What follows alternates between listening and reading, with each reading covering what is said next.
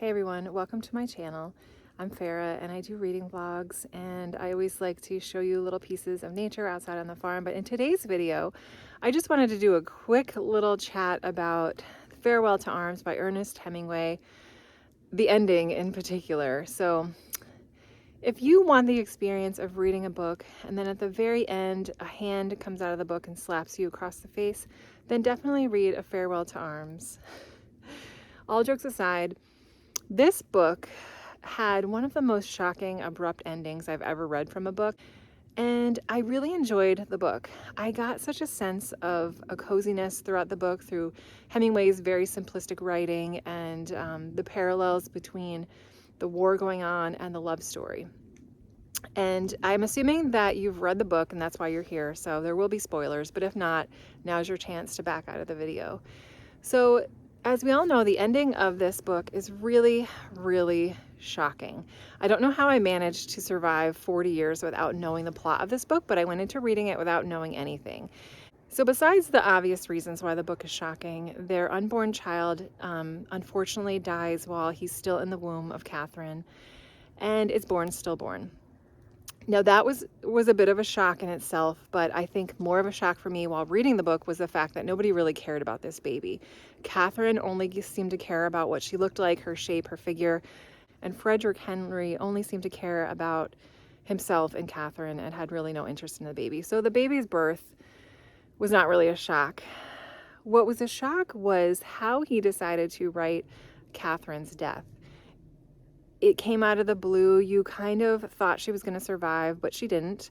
And it was literally one sentence of, I stayed with Catherine until she died.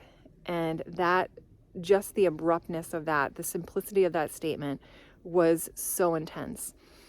The last couple sentences of the book, where he describes going into the room, trying to say goodbye, it not being any good, and then he leaves the room and walks back to the hotel in the rain, and then you get the words, the end.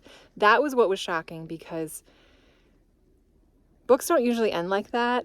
Usually I find when I'm reading a book, I'm looking for that last paragraph to give me that sort of rush of clarity or rush of connection with the entire book as a whole circle, how the themes have come together, what we've learned, maybe an homage to the title. Usually is what I'm looking for in a book, and especially a classic book, because I know this book is pretty famous. But that ending, it sucked the breath out of me. I think because also I was reading the Kindle version and my Kindle told me I had 80% of the book left, but I didn't account the fact that it was all the extra bonus content. So I wasn't expecting the book to end right there. So that was the first shock. But his use of language was really powerful, that simplicity. And I think for me, the overall meaning meant that this was a love story within a war. And you may not have felt much for the love story itself based on the simplicity of it and the sort of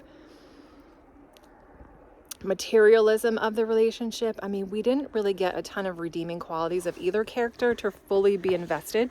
But I think as a normal person, you kind of wanted things to be okay and you wanted them to have a happy ending. But what really came together finally after thinking about this was the fact that Hemingway chose to end the book the way the character would have felt. He wanted you to share that feeling of utter devastation, and that is what I got, and it was fully accomplished by the way he ended the book. It's almost like the story of him and Catherine, that was the end of it, and he had nothing left to give. There was numbness, there was shock, there was just nothing else to tell of that story, and so the book ended.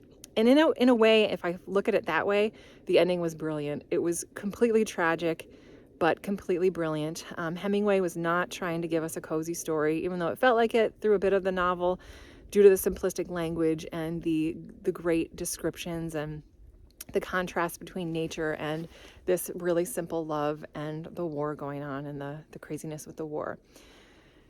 So I'm at a good place again with the ending. It took me about 24 hours to think about it, and I really think I loved this book, and I will definitely give it a reread and try to think of more themes within the book. This is a classic for a reason. It's famous for a reason. It's a book of its time, and there's a lot to be said. There's a lot of criticisms about the writing style and everything, but that's not what this video is about. So again, I just think the overall theme, really the author wanted you to feel that utter devastation. the end of hope, the end of his journey in this particular moment in time.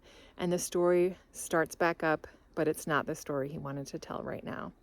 So I hope you guys enjoyed this video. Thank you for watching, and I hope you have a great rest of your day.